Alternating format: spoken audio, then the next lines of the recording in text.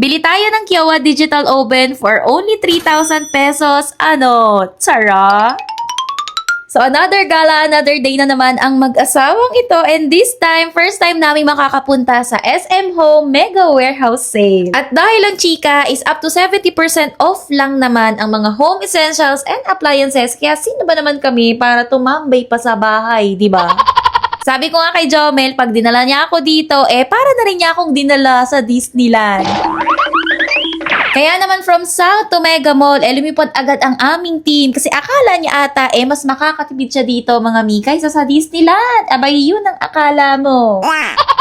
Well, anyway, pagdating namin sa Mega Trade Hall, mga mi, ang una talaga naming pinuntahan ay ang stall ng Kiowa. Well, since last year, nag-trending naman na talaga sila na every SM Home Mega Warehouse Sale, sinisale talaga nila ng up to 50% off yung mga electric oven. Bali, dito na nga pala to ng Mega Warehouse Sale at pagdating nga namin, wala pa ang stocks ng mga oven, kaya naman nag-ikot-ikot muna kami. At sa pag-iikot-ikot nga namin, marami talagang mga good deals, mga mima. Pero ang tip ko sa inyo, better ask pa rin ang regular price or i-check nyo muna online bago nyo bilhin. May mga items din kasi na nasa 10% off lang yung sale niya pero mga naka-red tag na rin siya. Alam niyo naman tayong mga Pinoy, basta naka-red tag, talaga namang akala agad natin 70% off agad.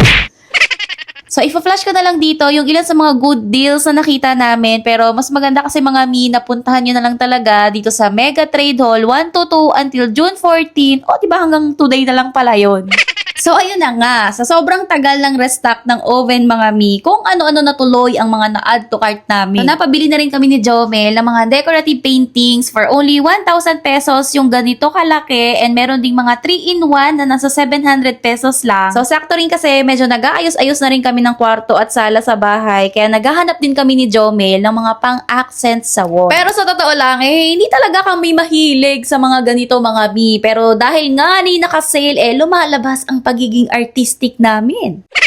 So anyway nga, mga mi, sa sobrang tagal ng restock ng oven, nangapit bahay na nga rin ako sa kabilang hall.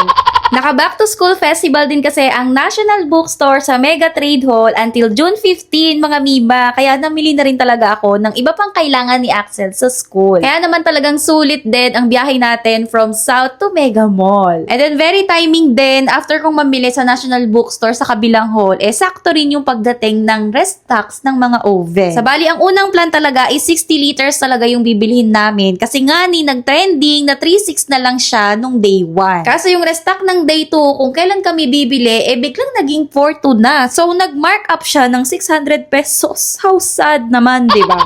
Tapos yung 45 liters, ayun naman yung 3,500. Pero kahit nag-markup ng konti, syempre hindi tayo aatras kasi still good deal pa rin naman talaga siya, mga mi. Nasa 50% off pa rin talaga yung sale niya. Abay, syempre naman as a budgetarian wife and a mom, syempre nag-check muna tayo online and then yung 45 liters digital, nasa 9,000 pesos pa rin naman talaga yung SRP niya. So, tiningnan ko rin sa website ng Mang Cosme Warehouse. Ang warehouse price nila ay 6,200 pero dito sa SM Mega Home Sale, mga mi, 3,500. Kaya good deal pa rin talaga. So, mas maswerte lang talaga yung mga nakabili ng day 1. Sana all na lang talaga.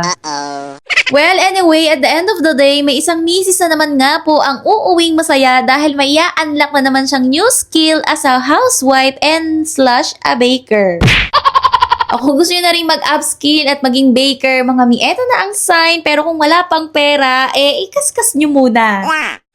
So, hanggang dito na lang muna tayo, mga mima, at sana natulungan namin kayong maglustay wisely.